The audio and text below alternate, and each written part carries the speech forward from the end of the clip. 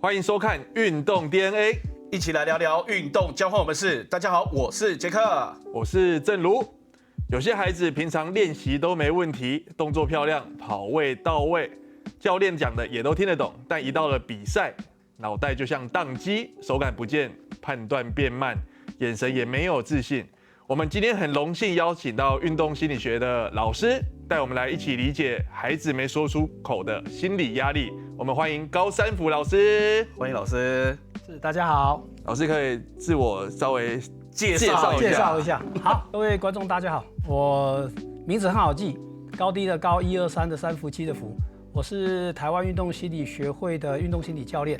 那目前服务于清华大学运动科学系，我的专长是运动心理学。是，老师，那一开始还想请你分享一下，就像刚刚提到的运动心理嘛，那因为其实我们运动 DNA 的朋友们蛮多，在从事运动，甚至于竞技的状态下，有些小朋友其实他在练习的时候都非常好，可是一上场了就会失常。通常你会怎么看？其实是要看小朋友是什么原因失常。如果说他练习的不够，那当然就是练习。可是如果说是比赛的时候打不好，但练习的时候打了，我们说打对折，打对折，这个就没办法接受。那其实就要询问一下小朋友到底发生什么事。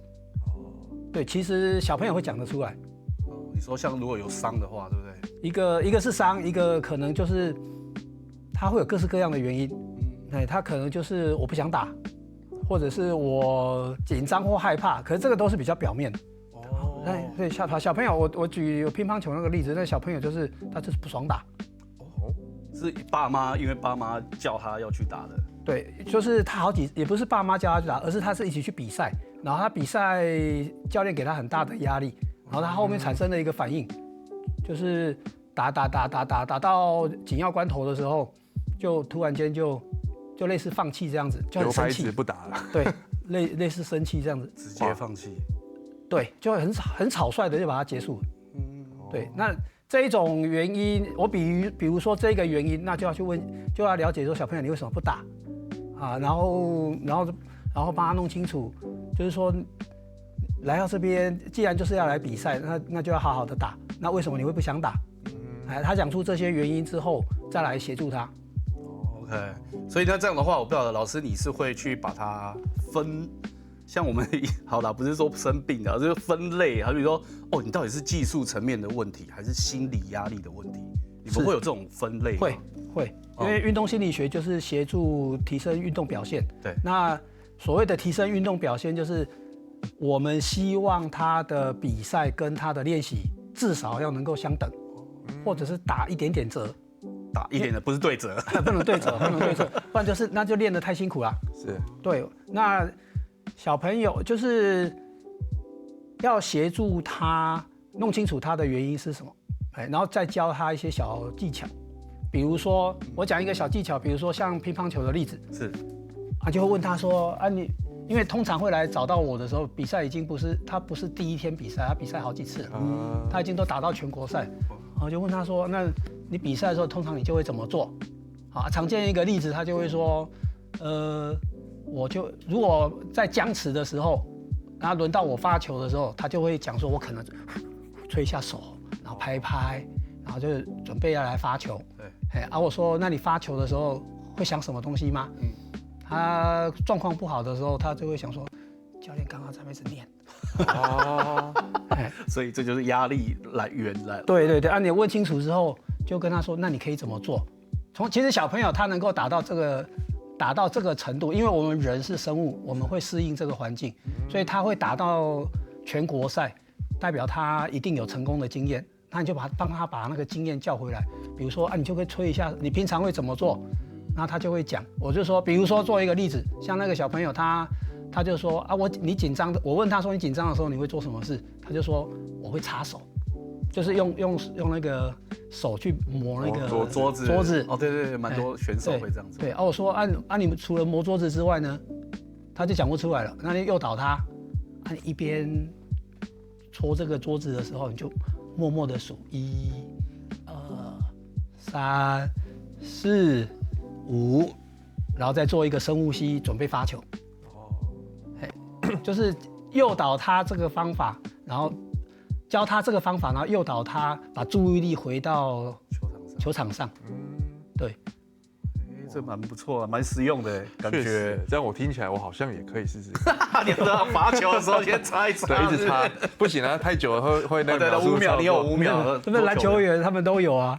对，我们其实都还是会有一些自己的习惯动作。习惯。那老师我也蛮好奇，就是其实我觉得这不是现在学生运动员会发生，即便到我们已经达到职业层级的，都还是会有这种，就是明明比赛都已经准备得很好了，但是突然要去比赛的时候，是我的心里就已经觉得好像未打先输的那种感觉，然后就会怕说会不会输掉比赛，怕自己会不会失常。那这种通常心理上是会有发生什么样的？我们不能讲错误，或者是排斥比赛这种为什么会造成这样？这个其实是很正常的一件事哦。就是说我们要去比赛，通常都会有压力。对，好，其实那在这个有压力的情况之下，会难免会想到说这个比赛那么重要，我如果输了怎么办？好，要么就是奖金，要么就是进季后赛，关键的比赛。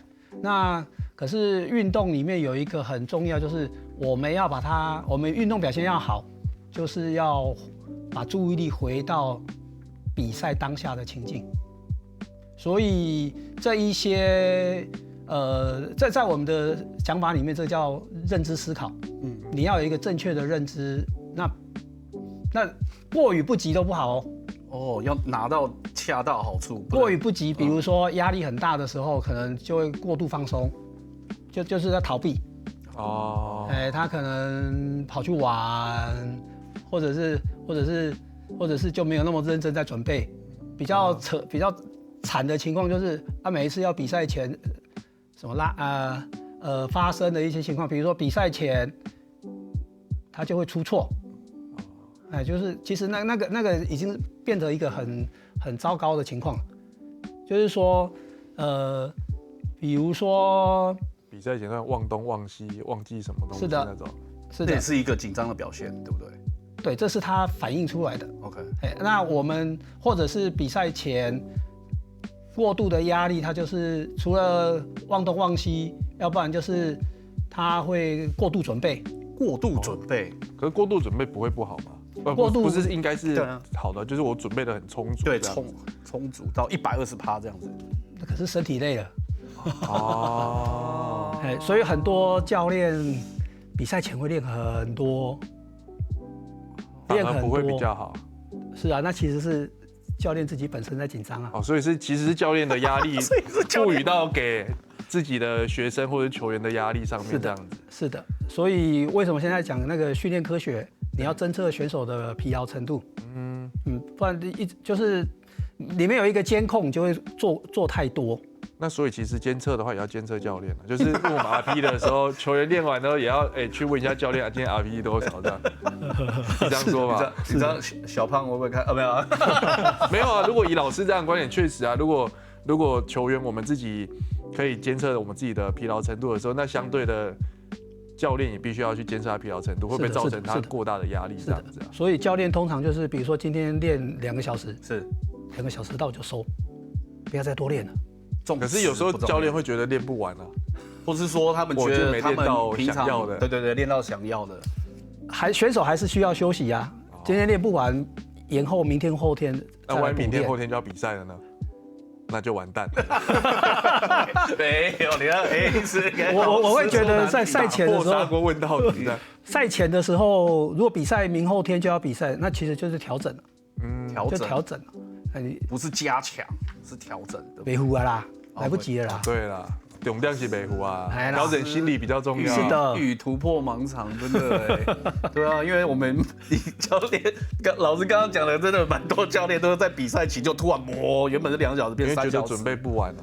对啊，真的是准备不完。练球的，我觉得是不是品质还不是比时数来的重要？是的，是这样意思吗？是的。那老师我也想请问一下啊，假如说。如果这样的话，因为我不晓得讲到这个心理，其实又影响到我们所谓的大脑嘛。是。那比赛的大脑跟练习的大脑，它会不一样吗？因为大脑是一个很奥秘的词汇啦哈，看你用什么角度来看。是。如果说我把你解释说，所谓的大脑一样不一样，是指说在比赛的时候，因为我们时间很紧急，然后状况很激烈，所以我们的那个决策要非常的快。是。那平常练习的时候，平常再怎么练习也模拟不到比赛的状况。对，那个对，所以这2个的差别就是，你所谓的大脑的差别，我会用专注力来做解释。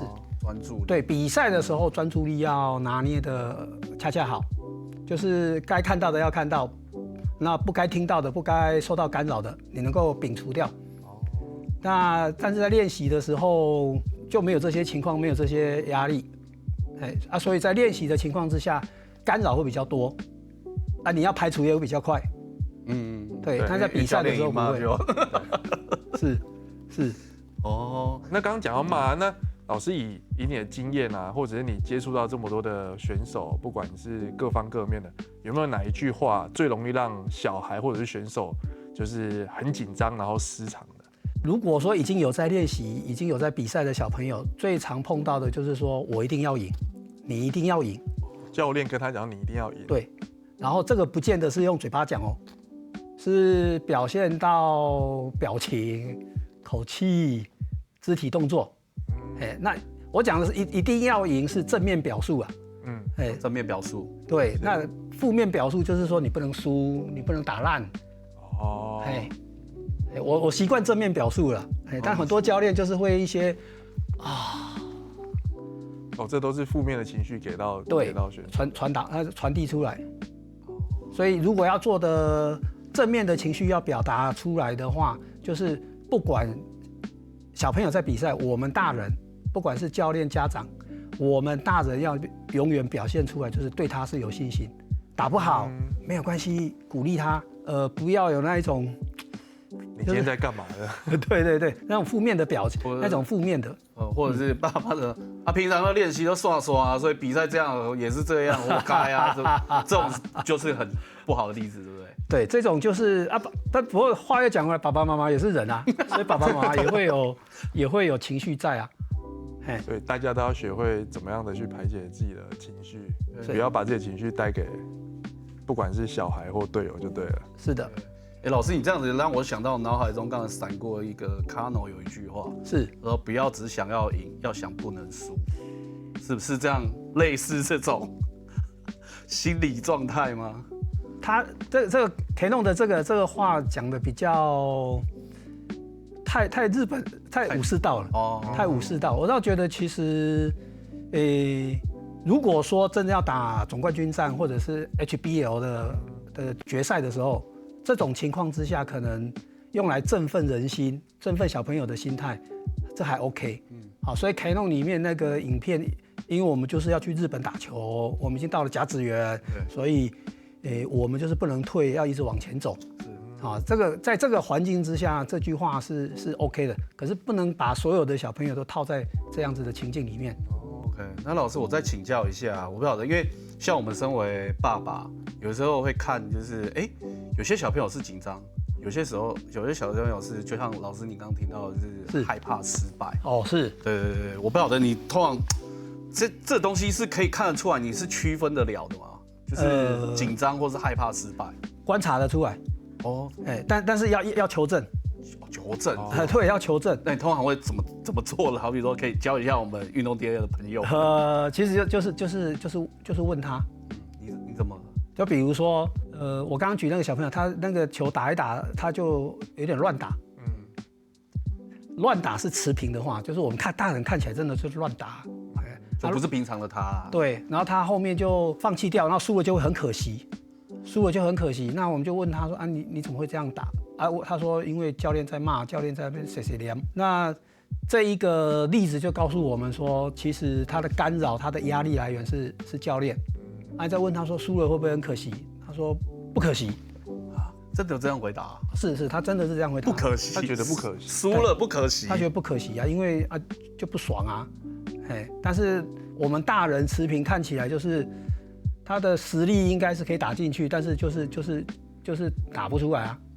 然后就教他，所以我就教爸爸妈妈一些方法，然后爸爸妈妈，因为我并没有去比赛，所以会教爸爸妈妈怎么样去跟小孩子聊。啊，第一个就是我们是干嘛来比赛的？我们为什么来打乒乓球？为什么来打？对啊，我有让小朋友做一些活动，小朋友画图，小朋友就说因为很好玩啊，所以他小3、小4的时候就去学乒乓球。那教练觉得他有潜能，是他小4的时候，教练要让他打青少年国手，就给他一个目标很高，给他很大的期待，所以教练也是那种老派的啦，所以小朋友压力很大，但那个压力大，就小朋友感受到了，那他就会有点乱打，就紧要关头乱打，不是很可惜，练了半天，然后然后加教练的评语，因为小朋友很吃教练的评语都吃，对，这个很重要。那教练就一直讲说你技术应该要怎么做啊，但是很明显的比赛的时候他做不出来啊，那平常的时候他做得出来啊，所以小朋友就会觉得我就不可惜，然后就自己对自己生气，那其实我也没有处理他的生气啊，因为人在生气的时候很难化解，他都压起来，你要跟他化解，还给他压下去，怎么搞？对，不行，那个教练通常都会用这样，就是把他压下去，因为教练的角色不一样啊，那爸爸妈妈，爸爸因为又偏工程师，所以会在那边检讨他的球，第几球发生什么事，第几球，哇，那小朋友一球一球会讲得出来，那我真的是非常的佩服哈，那后来就用了一个方法，就是说我们为什么会来打球？小朋友就说就很好玩可以什么打完之后可以去吃冰啊，然后去哪里？因为他们全台湾打，全台湾跑，所以他们去过很多地方。小朋友就觉得这个，人家都在学校上课，你都可以这样乱跑，这不是很赞的事吗？对，然后坐在教室里面，回到当时候的初衷啊。对，打球是为了什么？后来因为比赛多了，一直想到要赢，所以小朋友就有点偏离了这一个方向。然后我就跟妈妈讲，其实爸爸妈妈都有来，我跟爸爸妈妈讲，就是说回归来就是为什么要打乒乓球？它本来就是生活的一部分。本来就很好玩，不是吗？对。我说，然后。后来妈妈带他们去高雄比赛的时候，妈妈就带他们，不只是他他们一群小朋友去吃什么麦当劳，然后还可以吃一些好吃的，然后挑他爱吃的东西，那小朋友笑容就跑出来了，然后再加上比赛的时候，一些技巧，我刚刚讲那些比较偏心理技能的技巧，小朋友就慢慢的好转，这个大概是。运动场上只是一部分，其实它是涉及到整个生活的反应。那小朋友后来就慢慢的好转，大概这个慢慢的好转，大概隔了3个礼拜那要每一次都要试，因为都有一些每一次要变成习惯的，变成习惯，然后教小朋友教爸爸妈妈怎么样去对他，然后爸爸妈妈跟他讲了什么。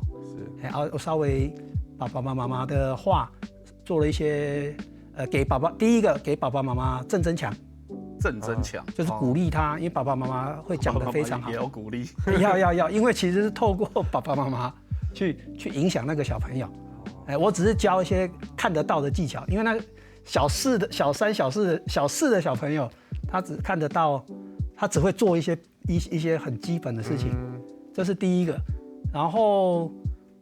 就上个月5月的时候，中间大概有好几个月没有联络，妈妈传了一个赖来，他选上了 U12的国手，哇，他都还记得说高老师教他什么东西，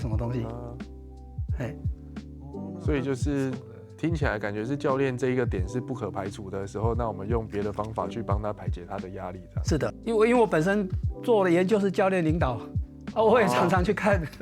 我常常去看训练跟比赛。我们的教练如果说1、2、3、4、5的5分，能够从假设5分是很强烈的不好，5分是很强烈的不好，那我们的教练大概能够从4分降到3分，降0点多，我就觉得就已经很厉害了，因为很不容易改。因为我们的环境，教练的角色毕竟就是要赢球嘛。是。但教练会挤呀。那这样的话，那反而这样子，老师你讲起来的话，就爸爸妈妈的情绪是一个重点嘛。那因为其实我们小朋友在打球的过程中，就像你提到的，很多时候其实是同学在上课，小朋友因为打校队就会出去比赛。那像我们像国小的时候就还蛮常遇到，就是那个以台北市为例啊，蛮多学校自己都会办比赛。是。然后我也曾经，我之前有跟正如有提过，就是曾经看过家长的情绪是比教练情绪大。是。然后大到是说，真的就是，他就说，你怎么这样打？你是白痴啊！练那么久了。然后是直接在赛后，因为是被逆转的。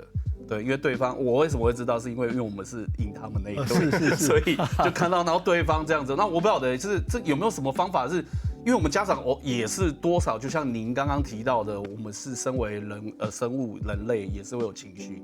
可是我相信也蛮多，一开始因为国小才加入校队，爸爸妈妈求好心切。是，我不知道的，因为正增强，你刚刚讲到，那有没有什么小技巧是可以爸爸妈妈如果真的要牙卡，我可以自己跟我自己讲，说你不要叫他白痴，而是可以，因为就像你说的，可能情绪高涨，那爸爸妈妈要怎么样可以控制一下自己？对。如果要控制大人自己的情绪，它有3个步骤嘛。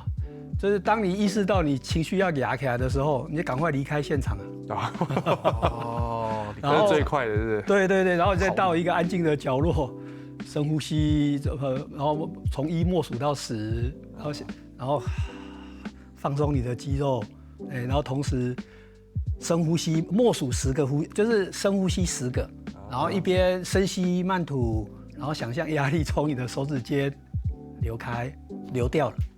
要告诉自己，这是身体上最直接的方式。我们也用这个方式在教场上会紧张的小朋友嘛。是场上会紧张的小朋友，就是运动心理学在教这个啊。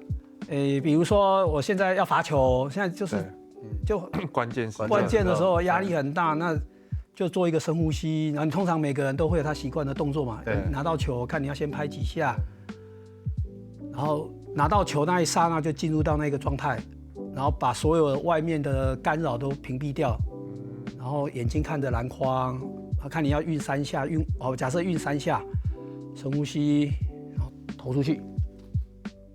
这个就是，我刚刚举这个例子，就是运动心理学处理爸爸妈妈的压力跟处理运动员场上的压力，它有雷同之处啊。所以把它这样串 SOP 化嘛。是的，现在真的是 SOP 了。对，他每一个运动比赛，像正如他们这些职业选手都有他们的，他们老经验，都有自己的方式。从早上起床眼睛一打开那一刻，我就有今天所有的 routine 了。任何人都不要干扰我。是的，一干扰我会生气。是的。对啊，包含要穿哪一双鞋，要带什么东西，都有自己的一套，对吧？是的。那老师常常啊，就是家长那种好意的压力，通常都会有哪一些？就是以你观察，就是因为确实我们现在真的看到各形各色的父母都投注给小朋友很多的关爱啊，是那什么？可是有时候确实有些关爱可能过多，造成小朋友就是好像压力很大。因为像我们讨论过，有些是可能是爸爸妈妈以前很想成为某项运动选手，是，但最后没有达成。那是，发觉自己的小孩好像也有这么一点天赋，然后就把所有的关爱丢给他。